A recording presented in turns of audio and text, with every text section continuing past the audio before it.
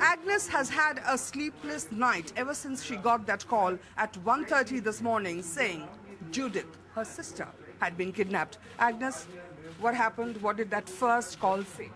It said that your sister Judith may have been abducted, and he asked me who I was. I asked him who he was, and he told me. And he said, "Don't worry, ma'am. We are doing our level best to. As soon as we get some information, we'll get back to you." And who called? It was Mr. Vohra, Manpreet Vohra. He's the ambassador. He is the ambassador. Yes. And since then, you have called back, and what have you heard? Since then, I heard that it's a holiday, okay? And the person I spoke to said that it's a holiday, ma'am, but we are definitely doing our best. She is an Indian national, and we take care of our own. You got some understanding of the circumstances of what happened. I believe it happened very close to either her home or embassy. Yes, close to the home.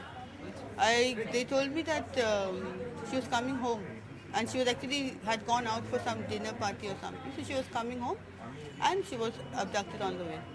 Apparently in a car.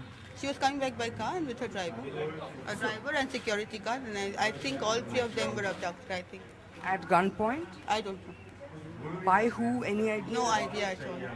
And I mean, how does that make you feel? I mean, we all know Afghanistan is dangerous, but never imagined something like that happening to one of your Yeah, own. I never imagined. I've heard stories, but now I know what it is like for somebody to, someone of theirs getting lost or kidnapped or whatever.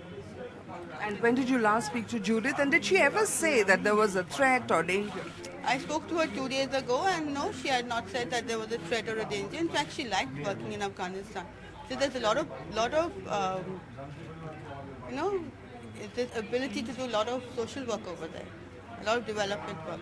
She liked Afghanistan. And have you got in touch with the organization she worked with, Aga Khan Foundation? No, I haven't got. They haven't got back to me either. I would like the Indian government to do their best to bring my sister back as safe and as fast as possible. Your parents are having a tough time. They are having a tough time. Mr. Denzel D'Souza, 78 and not in the best of health, and suddenly woken up in the middle of the night with a call from Kabul saying his daughter was kidnapped. Mr. D'Souza, I don't want to add to your concerns, but what do you want to tell the Indian government? Do you feel they're doing enough? No, you see, it has just started. They have to work on it. So I asked them to work fast, and I want my daughter back as quickly as possible. For all the people who are really shocked and concerned at the incident, would you share some details of what you know? What were the circumstances under which she was abducted? No, I cannot, because I don't know. She left her job. She had gone for dinner. I think she had gone to the embassy for dinner. On the way back, there was security and the driver. They were all picked up. All three? All three. At gunpoint? That I don't know. By whom? No information. I mean, we've heard of things like this happening to others, but to have it to happen to your own family? Don't talk about it. Were you ever really concerned, or did you think it was adequately safe now in Kabul? No, I was always concerned, but then can't be helped. If she was a girl, She is a girl, sir. With spirit, I'm sure. yeah, Who enjoyed working in Kabul, apparently. she enjoyed it. Working, doing good for the people. Yeah, especially for the women and children. Okay. Then I'm sure she'll go ahead with this in future in another troubled country, given her spirit. Yes, I think so.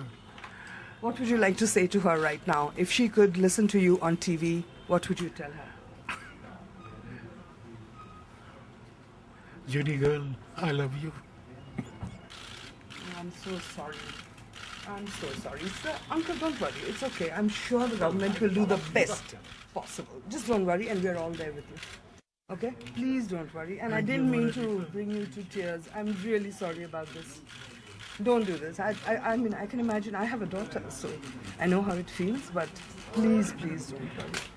And I'm sorry if I got you to tears, and I would request. Thank you so much.